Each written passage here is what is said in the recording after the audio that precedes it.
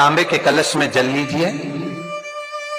उस जल में अक्षत के 7 दाने डाल लीजिए।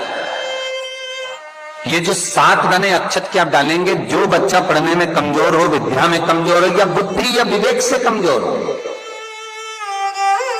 मैं उनके लिए भी कहूंगा जिनकी बुद्धि काम नहीं करती, जो मानसिक विकलांगता के प्रति, आज आपका विवेक शांत नहीं है, बहुत क्रोध आ रहा, चिड़चिड़ प्रवृत्ति हो रही, घर में अच्छा नहीं लग रहा, परिवार में बात कर रहे हो और मन शांत नहीं है, मैं उनके लिए भी कहूंगा कि जो भगवान के मंदिर जाते हो और मंदिर में जाकर उनको चित्त ना लगता हो, भगवान के मंदिर में पहुंचकर उनको मूर्ति का दर्शन कर ठीक ना लगता हो, वहां पर भी उनको श्रेष्ठता नहीं लगती, उनके लिए भी कहूंगा चावल के 7 दाने जल के पात्र में डाल लीजिए और मात्र 5 पुष्प सफेद जल के पात्र में डाल लीजिए।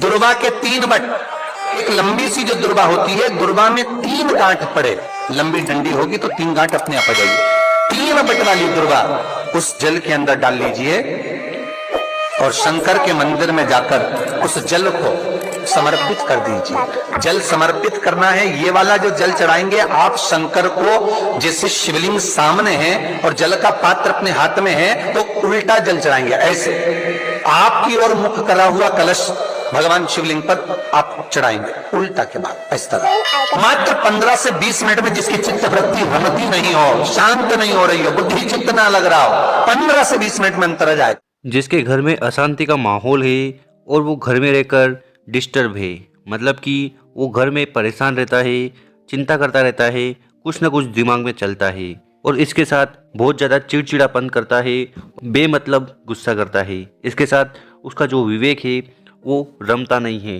तो ऐसी कौन सी भी प्रॉब्लम हो उसके लिए उपाय है। क्या करना है, सबसे पहले आपको लेना है एक जल का लोटा या एक पात्र, उसमें आपको जल भरना है। इसके साथ आपको 7 अक्षत के दाने, चावल के दाने उसमें डालने हैं, 5 सफ़ेद फूल उसमें डालने हैं और 3 दुर्वा की वट उसमें डालनी है। ध्यान रहे कि जो दुर्वा आप लो उसमें 3 गांठ लग जाए, ऐसी दुर्वा आपको लेनी है। इन तीनों सामग्री को इकट्ठा कर कर आपको जाना है शिव मंदिर।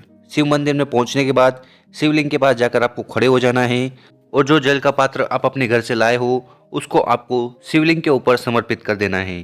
पर यहाँ पर आपको समर्पित कैसे करना है वो देख लीजिएगा। जैसे कि हम नॉर्मली क्या करते हैं कि शिवलिंग के पास जाते हैं, जल को समर्पित करते हैं, तो उस समय जो लोटे का मुख होता है वो शिवलिंग की तरफ होता है। पर यहाँ पर इस उपाय में आपको क्या करना है कि जब आप शिवलिंग के ऊपर जल समर्पित कर रहे हो तो जल का जो मुख होगा, लोटे का जो मुख होगा वो हमारी तरफ होना चाहिए। तो ये ध्यान रखना है कि आपका जो लोटे का मुख होना चाहिए वो अपनी तरफ होना चाहिए, मतलब कि आपको उल्टा जल समर्पित करना है। और इसके बाद जो भी समस्या चल रही है, जो भी इच्छा है, जो भी कामना है, वो शिव भगवान से आपको कह देनी है। वैसे तो ये उपाय इच्छा पूर्ति और मन को शांत करने के लिए, जो विवेक अशांत है उसको शांत करने के लिए है, तो इस उपाय को आप कब भी कर सकते हो। तो ये उपाय करने मात्र से आपका मन कितना भी अशांत हो वो शांत होने लगेगा। इसके साथ जो भी समस्या है, जो दुविधा है, वो भी धीरे धीरे खत्म होने लगेगी।